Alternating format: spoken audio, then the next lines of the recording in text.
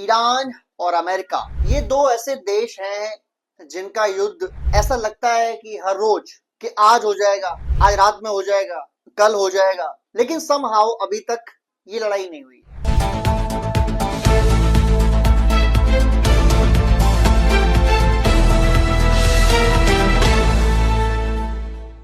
Hello friends, Iran और America, ये दो ऐसे देश हैं जिनका युद्ध ऐसा लगता है कि हर रोज कि आज हो जाएगा, आज रात में हो जाएगा, कल हो जाएगा, लेकिन समहाउ अभी तक ये लड़ाई नहीं हुई है। दो बैठकें अमेरिका और ईरान में हो चुकी हैं और तीसरी बैठक 26 फरवरी को यानी इस गुरुवार को ईरान के विदेश मंत्री अरागची और अमेरिका के विशेष दूत स्टीव बिटकॉफ के बीच होने वाली है। कुछ लोग कह रहे हैं कि जो मीटिंग है ये बस दिखावा है और हो सकता है कि मीटिंग बोल दी है 26 फरवरी को, तब तक ईरान को लगे कि अमेरिका तब तक हमला नहीं करेगा, लेकिन अमेरिका उससे पहले सरप्राइज अटैक कर दे। जो स्टीव बिटकॉफ विशेष दूत है डोनाल्ड ट्रंप के, उन्होंने भी बोला है कि डोनाल्ड ट्रंप के पास ईरान को लेके बहुत सारे विकल्प मौजूद हैं। और यही नहीं, अगर मैं आपको सरप्राइजली बताऊं, अमेरिका का इस समय जो 50% एयरफोर्स है, 50% एयरफोर्स वो मिडिल ईस्ट में मौजूद है इस समय। 50% दुनिया की सबसे बड़ी एयरफोर्स है, जो सेकंड नंबर पे आती है रशिया, उससे लगभग 3 गुना बड़ी है। और उस 3 गुना बड़ी एयरफोर्स का आधा एयरफोर्स इस समय मिडिल ईस्ट में अवेलेबल है। इसके अलावा उनके दर्जनों Thar defence system, patriot defence system पूरे ईरान को घेर के बैठे हैं। सारे उनके सैन्य अड्डों पर, इसराइल के अंदर, जॉर्डन के अंदर, उनके एयरक्राफ्ट कैरियर्स के अंदर प्रॉपर तैयारी है। ईरान के अंदर ऐसा समझा जा रहा है कि अमेरिका ये बातचीत जो थर्ड टाइम कर रहा है कि जेनेवा में मीटिंग करेंगे जहां स्टीव बिटकॉफ और अरागची मिलेंगे, ये इससे पहले अटैक कर सकते। हर दुनिया के हर शख्स को जैसे थोड़ा बहुत भी जियोपॉलिटिक्स पता है, उसको ये लगता है, उसको ये आइडिया है कि जो हमला होगा वो फ्राइडे नाइट को या सैटरडे नाइट को हो जाएगा और वीकेंड में लड़ाई खत्म हो जाएगी, क्योंकि अमेरिका शायद पहले एक लिमिटेड स्ट्राइक चाहता है करना। लिमिटेड स्ट्राइक 3 तरीके से स्ट्राइक चाहते हैं करना: IRGC commanders, brigades, command centres पर। दूसरा, मिसाइल, बैलिस्टिक मिसाइल जहां बनती हैं उन फैक्ट्रीज पर, मिसाइल लॉन्चर्स पर। और तीसरा, ईरान के जो मेन लीडर्स हैं उन पर। और लिमिटेड स्ट्राइक करके यूएस चाहता है वापस जाना, मे बी एक न्यूक्लियर साइट्स के ऊपर भी चाहते हैं हमला करना और वापस जाना चाहते हैं। इससे डोनाल्ड ट्रंप को लगता है कि उनकी पावर जो है बात करने की ईरान से वो बढ़ जाएगी और ईरान को भी बात करने पर, बात मानने पर उनकी मजबूर होना पड़ेगा। डोनाल्ड ट्रंप का ऐसा मानना है, लेकिन लोगों का ये मानना नहीं है। लोगों का ये मानना है कि जब अमेरिका हमला करेगा ईरान पर, तो अमेरिका हमला तो कर सकता है ईरान पर, लेकिन उसके बाद ईरान का पलटवार क्या होगा इस पर डिपेंड करता है ये वॉर कहां तक जाएगा। और हमने लास्ट टाइम 12 दिन का युद्ध था, उसमें देखा था हमने कि ईरान ने रुका नहीं था। लास्ट हमला ईरान ने किया था, भले वो नाम मात्र के लिए हो, भले वो कतर के अमेरिका के एयरबेस अल अदद पर या अल उदद पर हो और वहां किसी को डैमेज ना किया हो, भले वहां मिसाइलें वो गिराई हो जिससे कोई मरे ना, कोई कुछ तरीके डिस्ट्रॉय ना हो, बल्कि और आराम से एयर डिफेंस सिस्टम उसे डिटेक्ट कर ले, उन मिसाइल को डिस्ट्रॉय कर दे, वो ठीक है, सब कुछ ठीक है। लेकिन दिखावा भी अगर करना था तो भी ईरान ने ही लास्ट हमला किया था एंड यूएस ने बाद में नहीं किया था। यानी लास्ट हैंड जो था वो अमेरिका के ऊपर ईरान का ही था। देखा जाए तो उस समय ईरान वीक था, कमजोर था, और जून से लेकर अब तक तकरीबन 7-8 महीने में ईरान ने बहुत सारी ऐसे डील्स की हैं रशिया से, चाइना से, अपनी मिसाइल की जो कमियां वो ढूंढी है, वो निकाली है, उनको ठीक किया, रेक्टिफाई किया, अपने मिसाइल प्रोडक्शन को बढ़ाया है, अपने ड्रोन मैन्युफैक्चरिंग को बढ़ाया, उनकी अपग्रेडेशन करी है। और ईरान अपने पूरे वॉर मोड में आ रखा है। ईरान तैयारी कर रहा है कि वॉर मशीनरी को कैसे एक्टिव किया जाए। इसके लिए ईरान की एक विशेष रिपोर्ट सामने आई है। वो कहती है कि ईरान ने ये रियलाइज किया लास्ट 12 दिन के युद्ध में कि उनका सबसे वीक पॉइंट था, एक उनकी एयरफोर्स और दूसरा उनका एयर डिफेंस सिस्टम।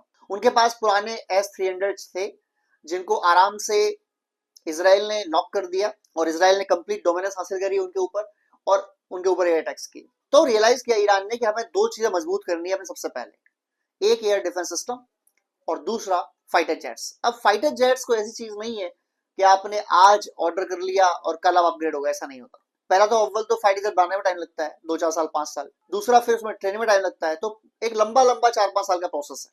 उससे पहले ईरान वाले फाइटर जेट्स में अव्वल नहीं आ सकते, हालांकि उनके पास रशिया के Su-57 का ऑफर है, उनके पास चाइना के J-20 का ऑफर है, यानी दोनों 5th जनरेशन फाइटर प्लेन का उनका और ऑफर है। लेकिन उन फाइटर जेट्स को लेना, उनमें प्रैक्टिस करना, उनमें लड़ाई के लिए टॉप क्लास अवेयरनेस होना, इसके लिए टाइम लगता है। ईरान ने फिर क्या किया, वहां ठीक है उसने दोनों प्रपोजल को होल्ड किया है, और शायद जहां तक बात है उन्होंने रशिया के Su-57 की तरफ अपनी हाँ कर दी है। उससे पहले उन्होंने Su-35 को अपग्रेड करने की कोशिश करी, क्योंकि फाइटर प्लेन के पास MiG-29 ऑलरेडी है, तो वो जल्दी से जल्दी रशियन जेट्स के ऊपर जा सकते हैं बजाय J-20 के। तो उन्होंने Su-57 को एक्वायर करने की पूरी कोशिश कर ली है, लेकिन साथ साथ उन्होंने अपने एयर डिफेंस सिस्टम को मजबूत किया। हमने कल ही बताया था वीडियो में आपको कि रूस से ईरान ने S-400 ले ली है, और उसको उन्होंने इंस्टॉल कर दिया है इस्फान मिसाइल, जो उनका जहां उनका न्यूक्लियर सिस्टम साइट बनती है, तो इस्फान न्यूक्लियर साइट के ऊपर उन्होंने S-400 को इंस्टॉल कर दिया है। और कल हमने बताया था किस तरीके से S-400 की F-35 की और F-22 की जंग हो सकती है, और वहां मालूम पड़ जाएगा कि किस तरीके से चीजें हो सकती हैं। लेकिन दूसरा उन्होंने क्या किया, उन्होंने 2,500 जो मैन पैड लॉन्चर्स होते हैं, मैन पैड लॉन्चर मतलब होता है जो हाथ से यानी कंधे पर रख के जैसे रॉकेट चलाते हैं, वैसे डिफेंस सिस्टम है वो एयर डिफेंस सिस्टम, वो मार सकता है, उसकी डील करी है। और 2,500 मिसाइल ली है, एक दो नहीं 2,500, और वो हेलीकॉप्टर्स, ड्रोन्स, फाइटर जेट्स, इनको रोक सकता है, इनको मार सकता है। और ये जो मैन पैड मिसाइल्स हैं, ये रशिया ने डील साइन कर ली थी दिसंबर 2025 में ही, और उनको देनी थी ईरान को ये इस साल एंड तक। लेकिन ये 500 बर्बा, इनको नाम है बर्बा, 550 बर्बा मैन पैड्स। तो बर्बा जो है ये दुनिया के सबसे एडवांस हाथ से छोड़ने वाले डिफेंस सिस्टम में से एक है, और 550 ये देंगे, साथ में 2,500 उनको मिसाइल्स देंगे, तो इसमें ऑक्शनिंग मिसाइल भी शामिल है, जिसका कोई भी तोड़ अभी तक किसी भी डिफेंस सिस्टम के पास अवेलेबल नहीं है। इसके अलावा रूस से उन्होंने Su-35 इसकी भी डील कर ली है, और तकरीबन तकरीबन 2 स्क्वाड्रन यानी 36 Su-35 लेने की पेशकश रूस ने कर दी है, और रूस उनको दे रहा है। रूस का एक ऑलरेडी कार्गो शिप आज आ गया है मैन पैड्स को लेके, और इसके अलावा चीन से 4 कार्गो शिप्स, 4 कार्गो प्लेन्स आज ही उतरे हैं ईरान में अगेन। और मैं बता रहा हूं ये लगभग पिछले 18-20 दिन से हर दिन 4-5 कार्गो शिप्स, और जो मिलिट्री कार्गो शिप्स हैं वो चाइना से ईरान पहुंच रहे हैं, चाइना से ईरान पहुंच रहे हैं। और ये क्या लेके आ रहे होंगे, ये मिसाइल लेके आ रहे हैं।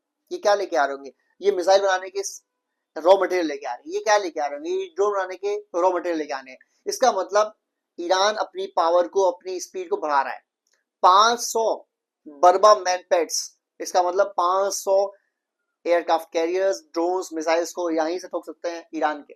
और ये सीक्रेट डील थी, और इस बर्बा जो डिफेंस सिस्टम है, इसकी वजह से रशिया की वजह से बहुत परेशान है अमेरिका वाले, इजराइल वाले।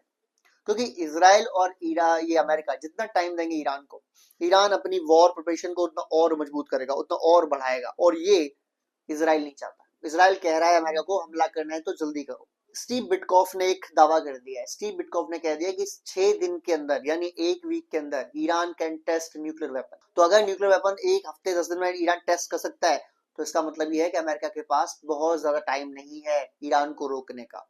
This war has to begin, अगर वो होना है तो अभी होना है, नहीं तो फिर नहीं होना है। और कैसे मालूम पड़ता है वॉर होना है, जब दुनिया के देश कुछ कहते हैं। परसों जापान ने एक एडवाइजरी जारी की, उन्होंने कहा कि जो भी हमारे नागरिक ईरान में है, कोई घूमने गया है, कोई स्टूडेंट है, कोई पर्यटक है, कोई पूजा के लिए या प्रार्थना के लिए गया है, एज सून एज पॉसिबल, जितना जल्दी हो सके ईरान छोड़े, ईरान खाली करे।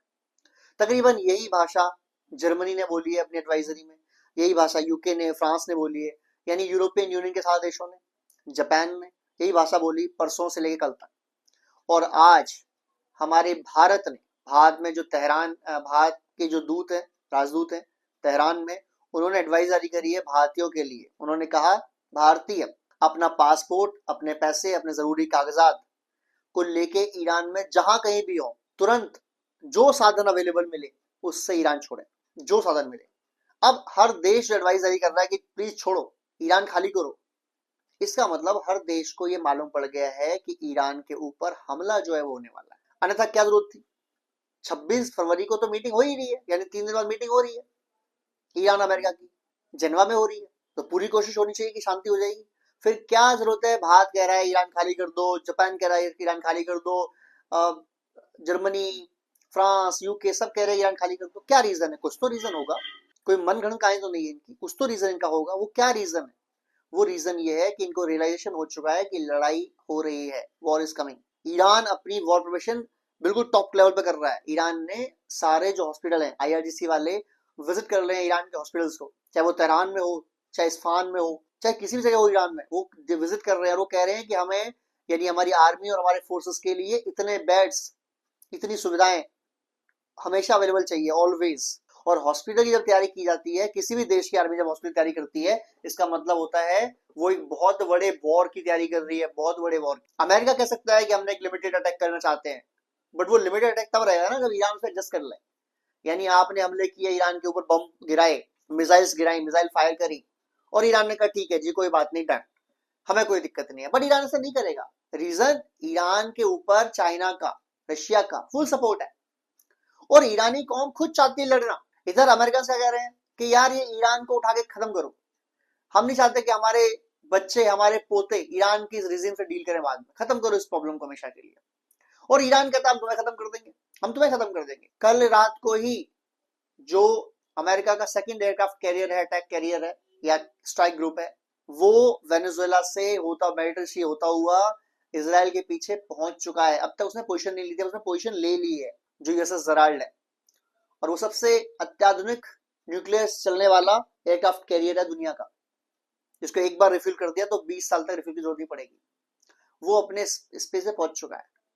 ईरान का पूरा कोशिश है, कहना है कि हम अमेरिका से निकले हुए ये दोनों एयरक्राफ्ट कैरियर को बर्बाद कर देंगे। और हम बता देंगे कि ईरान किस पावर का नाम है, ईरान किस पावर का नाम बता देंगे। ईरान इतना जो जोश में है, उसके पीछे है रशिया की एयर डिफेंस सिस्टम, चाहे वो S-400 हो, चाहे मैनपेट्स बारबा हो, चाइना की वो मिसाइल्स जो एयरक्राफ्ट कैरियर डुबा सकती हैं, चाहे वो DF-17 हो, चाहे DF-21 हो। और इसके अलावा ईरान की खुद की कैपेसिटी हर रोज 300 से 500 ड्रोन बनाने की, हर रोज 100 से 150 मिसाइल बनाने की। और उनके पास जो स्टॉक है, कोई कहता है उनके पास 18 से 20 हजार बैलिस्टिक मिसाइल्स हैं, क्रूज मिसाइल्स हैं, कोई कहता है उनके पास 40 से 50 हजार ड्रोन्स हैं। और अगर इतने ज्यादा ड्रोन्स, इतने ज्यादा missiles, cruise missiles, hypersonic missiles, ballistic missiles अगर फायर किए गए एक जगह या 2-3 जगह, तो दुनिया का कोई भी एयर डिफेंस सिस्टम हो वो उसको नहीं रोक पाएगा, कोई भी रोक नहीं पाएगा। और रशिया और चाइना फुल प्लान में है कि ईरान के अंदर अमेरिका को फंसाया जाए, अमेरिका को रोका जाए, और अमेरिका के लंबे युद्ध के लिए रोका जाए। यहाँ पर स्पेशली चाइना चाहता है कि अमेरिका को यहाँ बिजी कर दिया जाए, ताकि ताइवान पे जब हमला करें हम, या हम जापान पे कल को हमला करें रशिया, या नॉर्थ कोरिया हमला करे साउथ कोरिया पर, इस हर केस में अमेरिकी वहां उतनी पावर से ना पहुंच, अव्वल तो पहुंच ही ना पाए, और अगर पहुंच भी गए तो उतना पावर न लेके ना पहुंच पाए जितना पावर अमेरिकी रखते हैं। और वैसा कब हो पाएगा? जब अमेरिका की पावर को धक्का लग जाएगा। रीजन या वेज, नंबर 1 एयरक्राफ्ट कैरियर डुबा दो, नंबर 2 2-4 एयरबेसेस खत्म करवा दो, नंबर 3 ईरान में एक लंबे वॉर के लिए फंसा दो 4-5 साल के लिए, एंड देन अपने आप मालूम पड़ जाएगा। अमेरिका को एक धक्का और लगाया। अमेरिका के जो साथी हैं, फ्रांस, यूके, जर्मनी, इन्होंने बोल दिया है कि ईरान में जब हमला होगा, लड़ाई होगी, उसमें वो शामिल नहीं होंगे। रीजन साफ साफ है। अमेरिकी, एक तो डोनाल्ड ट्रंप हर से ज्यादा बातूनी है, खुद की तारीफ करने वाला है, वो साफ बोलता है, मुंह पे बोलता है कि जो भी नाटो के देश हैं, अमेरिका ने हमेशा इनसे सबसे ज्यादा की है, इनके बस की लड़ाई करना ही नहीं है, हर युद्ध हमने जीता है, इनके कोई सैनिक नहीं मरा। जबकि सच्चाई है कि यूके ने और कनाडा ने हर जगह लगभग जहां अमेरिका ने हमला किया वहां अपने सैनिक भेजे, और कई सारे सैनिक शहीद भी हुए। लेकिन अब उन्होंने बोल दिया, कनाडा ने भी, यूके ने भी, फ्रांस, जर्मनी ने, कि ईरान में अगर वॉर होती है तो हम वहां नहीं जाएंगे। आर्टिकल नाटो का जो आर्टिकल 5 है वो यहाँ पर लागू नहीं होता। आर्टिकल 5 ये कहता है कि जब नाटो के किसी देश पर हमला किया गया तब वो लागू होगा। अब हमला कर तो अमेरिका ही रहा है, तो नाटो को तो लागू हो ही नहीं रहा। तो इस केस में नाटो के मेंबर्स का मर्जी होती है वो जाएं या ना जाएं। और यूके, फ्रांस, जर्मनी, कनाडा परेशान इसलिए भी है क्योंकि अमेरिका ने ग्रीनलैंड के मामले में सारे यूरोपियन यूनियन को धमका दिया था, और टेरिबिला ने धमकी दे दी थी। मतलब बहुत ज्यादा बात बढ़ गई थी आगे। फ्रांस के लीडर मैक्रोन, उनके तो पर्सनल चैट्स लीक कर दिए थे। तो हर कोई बंदा ना ट्रंप पर ट्रस्ट करता नहीं है, तो वो नहीं चाहते कि अपने सैनिक को मरने भेजें ऐसे पागल आदमी के साथ जो कल को उनसे लड़ने आ जाएगा। भाई ग्रीनलैंड में हम समझो आ गए थे ना, एक साइड पूरा यूरोपियन यूनियन प्लस कनाडा, एक साथ अमेरिका। वो कह रहा हम लेंगे, अगर कह रहा हम नहीं देंगे। तो अगर यूरोपियन यूनियन के मेंबर्स या नाटो के मेंबर आपस में लड़ सकते हैं तो बच के रहेंगे ना यार, हम बनने पहुंच जाए इनके लिए और कल को हमें मारने आ जाएंगे। तो गेम लंबा चल रहा है और ये वर्ल्ड वॉर 3 हो जाएगा अगर ईरान से अमेरिका की जंग शुरू हो गई तो। आई होप कि अभी भी ना हो, पर मुझे चांस बहुत कम लगते हैं अमेरिका के ईरान के वॉर के, क्योंकि भारत की एडवाइजरी, जापान की एडवाइजरी, जर्मनी की एडवाइजरी, तमाम देशों की एडवाइजरी कुछ तो कह रही है, कुछ तो वॉर हो रहा है, कुछ तो चीजें हो रही है जो ये देख पा रहे हैं। इनके पास हमसे ज्यादा जानकारी होगी, इसमें तो कोई दो राय नहीं है। जय हिंद, जय भारत।